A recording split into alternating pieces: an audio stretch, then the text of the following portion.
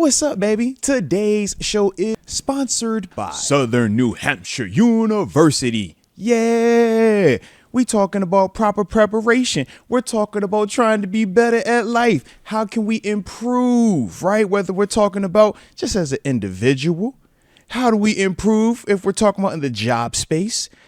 I mean, whether we're talking about just all the different ways to be prepared for the next step, for that next task. Southern New Hampshire University and some of these online degree programs that they are offering. Come on, baby. You can't beat this. And they have super competitive low tuition rates that are, like I said, going to prepare you for whatever your next steps might be as it pertains to your professional career.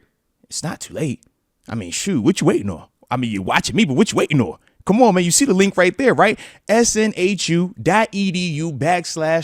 Moats. Tap in and go out here and get a chance to prepare yourself for greatness. But now it's time for regularly scheduled programming. The Monday after our wild card loss, we're sticking with Tomlin.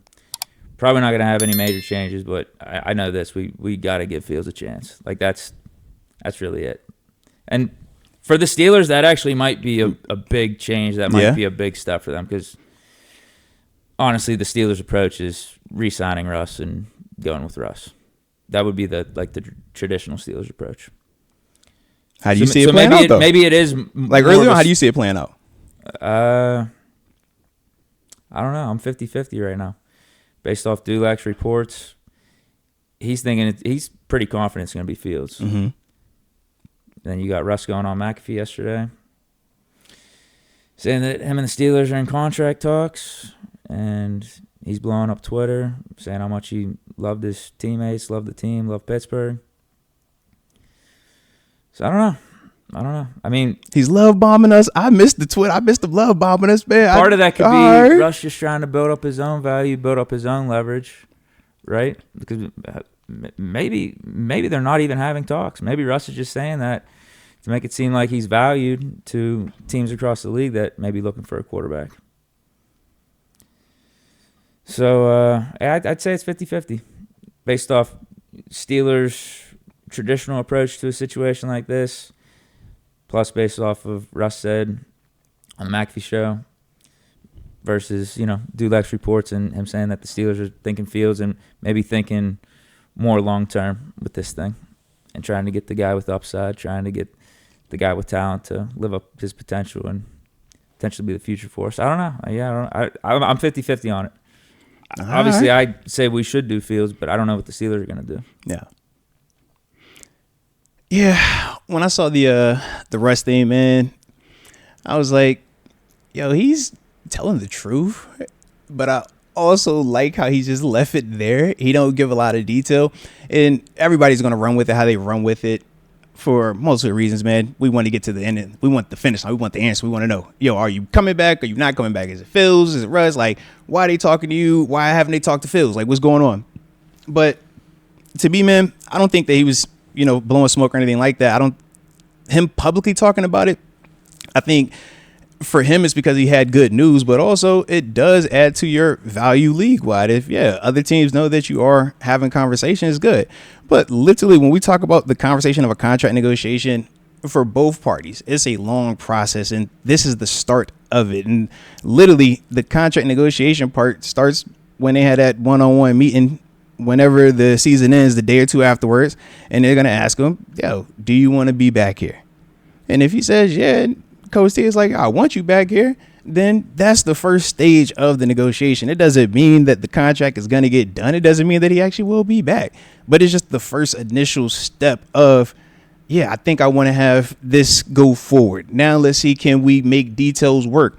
What does the role look like when I come back next year? If I were to come back, what does the role look like if we wanted you to come back next year? Who else are we bringing in here to compete with you? Are you the clear-cut guy, or are you our backup veteran? Like, there are a lot of conversations that have to be had throughout this process on top of, for the Steelers organization, there's no incentive for you to get the deal done today anyways. You want to see pro days. You want to see combines. You want to see senior bowls, shrine game, all the other type of stuff that takes place before you make a decision one way or the other on one of those guys. So take as much time as you can And that's typically why the deals don't get done until March time frame in terms of those free agency or unrestricted free agent extensions here. But I do think that the convo was as simple as, yo, do you want to be here? Dick was like, yeah. He's like, do you want to be here? He's like, yeah. Technically, they're having a negotiation right there. That's technically the start of it. But we'll see what the details look like. I started to laugh, though, because I thought of the convo that me and you had the other day when we were saying, would Russ take less to guarantee that he could come back? So when you said he's on Twitter doing the, oh, man, Pittsburgh and this and that, and then I see the McAfee thing, I'm like, hold on, bro. Like, maybe he is about to take the layup deal, hey, don't worry about what the other market looks like. Don't worry about Fields for 20 mil, 30 mil, 15 million of that. I'm willing to come for this.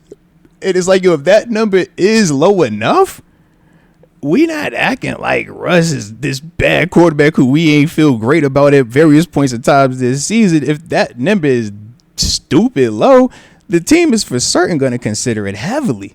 So I think that's the other part that I'm just like, I don't know what's about to happen now. Like, if you doing all this stuff, man, what are you willing to actually come back for? Because don't tell me this, but you telling the team you want 20 mil, you want 30 mil, you want 40 mil, because that isn't that. But if you saying all of this stuff and you saying, yeah, I would come back and it's some stupidly low number, yeah, that stage I'm saying to myself, okay, I really got to consider this, because we will all say it went wrong the last 5 games. So my question is, how do we not go wrong the last 5 games? How do we figure that part out of this question? You know what I mean? And from there, depending on how much he is willing to take, now you looking way different about what you can do offensive wise in terms of weapons. But we don't know what that number is. But that was kind of how I took it as well, though. Yeah, we'll see what he does. I mean, if he is willing to take like another vet minimum contract for like $1 million, that would make me not want to sign him even more, to be honest. Okay. It's like, you want this too bad, bro. Okay. So yeah, and it's, to me, it's less at this point. Even though you'll be saving a lot of money, though. Yeah, because I mean, if you get Fields for market value, it's $10 million. I think. Is that his market value though? That's what I'm seeing everywhere. Okay, 10. I was about to say, what is his market value? Right 10, now? 11. Okay. Maybe 15 on the high end. I think that, again, to me, I think the time you're investing is more important than that degree of dollar amount of paying Russ like a vet man versus Fields getting the 10, 11 million, like the prove it deal 1 year for that amount. Because with Russ, I think you're spending your tires, exact same spot. You're not finding out any new information. I think we already got the information that we need. With Fields, you could have an answer one way or another, whether he could be the guy for the future or, and then it's time to pivot. You go into 2026. Maybe you trade the house, try to get Arch Manning in the draft. Who knows? You try to find a different direction, a different quarterback, maybe even a whole different approach to offense. But I think that's the point where you're going to want to be at the end of 2025 and answer one way or another.